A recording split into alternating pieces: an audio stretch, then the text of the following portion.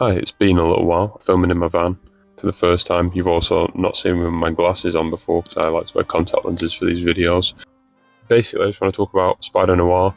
It's difficult to get around, Spider-Man Noir, because that's what it's always been to me. But then I'll have to call him Spider-Man or Ben Reilly, which I think is a good thing, because it gives some separation. Like, I've got some, really cringe kind of ideas for Spider-Man stories that they could tell, written down. But obviously I've not shared them. It's fan fiction, basically. But none of them ever involve Peter Parker, because I think they need to get away and tell new stories like they've done with this show. So I've written some notes, and the long story short, if you don't want to watch the whole thing, is that I loved it. I watched it both in black and white and the colour version, but I definitely preferred the black and white version, though there are visual improvements that could be made in both next season. Like, for example, if you were to take the exaggerated outlines and stuff from the Shattered Dimension games, when Nicolas Cage's Spider is crawling around in the dark, it would be pretty cool to be able to see a bit more, have almost have him outlined with the light, obviously for the audience's sake, not because, a bad guy could see him. Something like that, a bit more stylized for when he's being a hero. And also, I think some of the shots in the color version you do see a bit more, because for example, dark blues and stuff and dark colors kind of blend a lot more in black and white. So you miss out, for example, when he's in the diner, you can see his hat and jacket hung up behind him in the color version, but you struggle to see it depending on your TV in the black and white version. But I think the black and white version definitely sets a better tone for the show generally. But yeah, using some inspiration from Spider-Man Noir levels in Shattered Dimensions would be great. Just for people at home watching.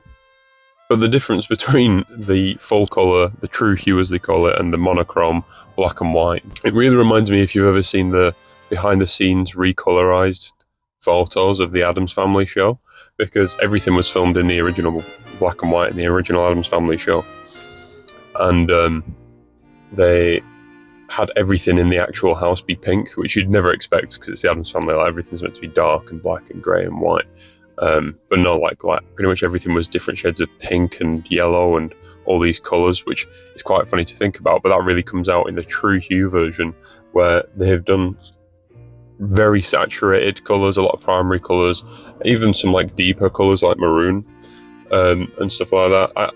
I mean, it's pretty cool in both ways. I definitely prefer the intensity given by the black and white though.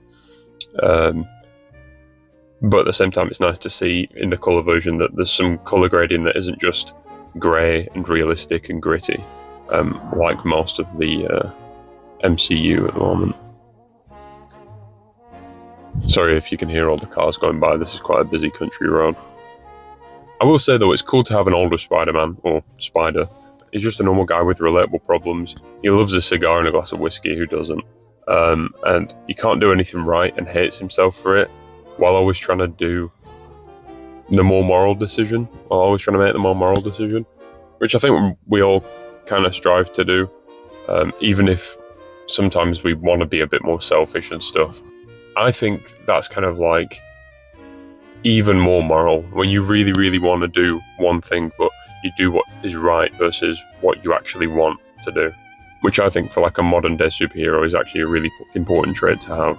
But now we have an older Spider-Man and a billion younger Spider-Men, so it'd be cool to have Spidey in their 20s or 30s. Ignore the new Ultimate comic, because that started off so good, and then they botched it. I guess Tom Holland's roughly my age, so he's kind of becoming the Spider-Man in his 20s, 30s, in Brand New Day, but a post-university Spider-Man thinking about settling down with a house and maybe a wife and kids and stuff would be really great and really relatable for most Spider-Man fans who enjoyed the Raimi films growing up. Every character in this show, though, stands out and is memorable, because not only of the writing and the directors, but the actors obviously were perfect. Nick Cage is Nick Cage, but for every supporting actor, from Ben Reilly's assistant Janet to Flint Marko, and even Donegal, the PI in the first couple of episodes. Everyone's brilliant, memorable. There's not a single person like Addison, or every side character. You know, Robbie, perfect, honestly. And then you've got the other villains like Flint and I already said Flint, like Lonnie and Megawatt, which is all I remember his name as now because of like his announcement of his name. I really enjoyed his performance because he was so annoying that's like you want to hate him. And like I used to at first I was like, fat Electro, that's a bit weird. It's not really like something you see very often, but because it's like a one-time use character of Megawatt from like one comic in the Absolute Carnage run, I believe, like I'm not too bothered about him not being exactly how he was on the page or anything, although I've heard that his story is quite similar. Now, out of all the actors, if you've seen the show, you'll have noticed Brendan Gleeson's embodiment of Silvermane was just so immersive. Not very much like Silvermane in, you know, the comics or even the 90s cartoon. There's no cyborg stuff. He's not obsessed with staying young or anything. But it was so immersive every time I was watching him, and he just felt like a real person. I know Brendan Gleeson is, but Silvermane, it kind of actually, like, in a lot of ways reminds me of my great uncles and on my dad's side, like not quite Irish, although probably a bit of a mix in there, but definitely just the way he spoke, like taking the piss out of everything. Interesting folk, my family. But yeah, he just especially like the charm behind it, even if he was being a prick. That's what I mean. I was worried that they were going to do the whole Surf Dracula thing, which everyone's heard of, where, you know, there's a show called Surf Dracula, and in the modern day, like in the past, Surf Dracula would be, you know, surfing all the time and using his Dracula powers in every episode. But now it's like, oh, you know, he's put his surfboard away and he's not biting people until the very last episode where he gets his surfboard out and everything. Everyone's heard this a billion times, but they almost very much did do it as well, which I think is interesting. But they kind of alleviated that in the first episode. I like the separation, to be on a really rough tangent here.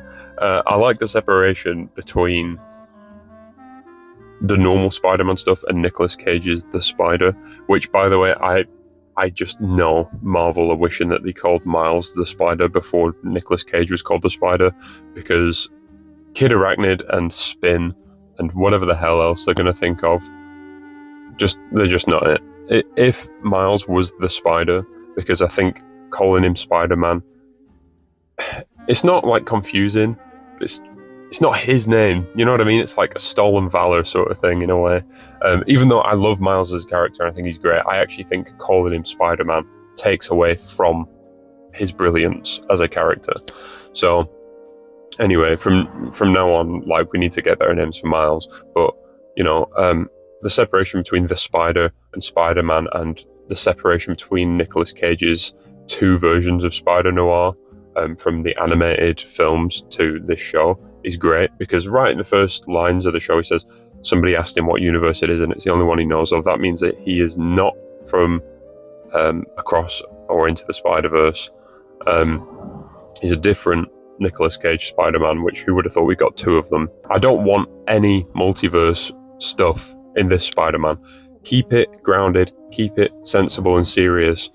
If you're going to get anything supernatural, because this is a very kind of like non-supernatural sort of show, in the way that everything's more like mad science more than supernatural. Think Frankenstein more than Dracula or werewolf.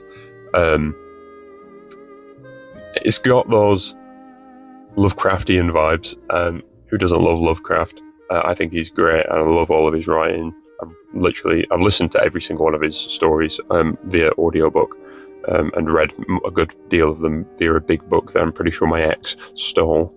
I really want them to dive more into the Lovecraft side of stuff in later seasons. Probably not season 2, but definitely season 3. That would be so cool. I don't want them to go through the whole spider totem thing like in the actual Noir comics, which I think I watched a YouTube video about like the entire story of the noir comics rather than read them myself, because I wasn't really into comics until like this year, really.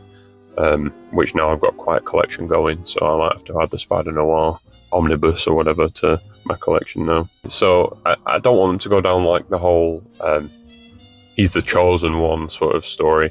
I want them to go down more mad science, Lovecraft, you know, body horror. Like, they got the body horror in the show was so good that it doesn't matter that there wasn't a lot of it. And they got Nicolas Cage, who is like the guy. If you want to have a person become a physical spider, he's the man. The man spider in the show, by the way, I absolutely loved. It really, really, really reminded me of the Amazing Spider-Man game for Xbox and all that sort of stuff, but specifically like the Xbox and PC versions that I've played, where he half mutates into the man spider. You can get that as a skin at the end of the game. That's probably one of the coolest skins ever in a Spider-Man game, other than the black suit, which I wear all the time. I was going to wear my black suit t-shirt today, but I've been to the gym and then I'm going straight to work, so I didn't want to wear my work shirt in this. I'm so close to this camera anyway, you wouldn't have seen my logo, so oh well. People need to start talking about the show. People need to big it up so it can get a bigger budget. We want to see more swinging. We want to see more fight scenes. I love the difference between when he's using his... Right, this is something I've not seen people pick up on, right? Every time powers are used in the show, it is an active activation. It is like proactively being activated, which is why he goes all spidery when he gets his mask on and starts using his webs and all this sort of stuff. It's because his power's deactivated by default, as are Sandman's and Megawatts and Tombstone, who not really like properly Tombstone. They all get activated. They're not just permanently turned on. So that's why he struggles to climb over walls like a 60-year-old Nicolas Cage will do when he's not using his powers. And then he can like low-key activate his powers for a bit when he needs to climb up, you know, a flat surface. But as soon as he gets to the ledge where he doesn't need to use his powers anymore, he turns them off.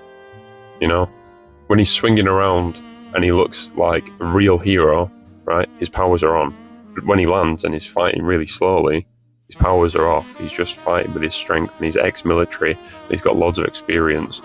The difference being between when he kicks a normal guy, when he's using his normal powers and he's fighting all Looney Tunes like in his apartment, that's great. But when he boots that guy in the bar and that guy goes flying almost through that damn wall and breaks down the shelves behind the bar, that is when his powers are active.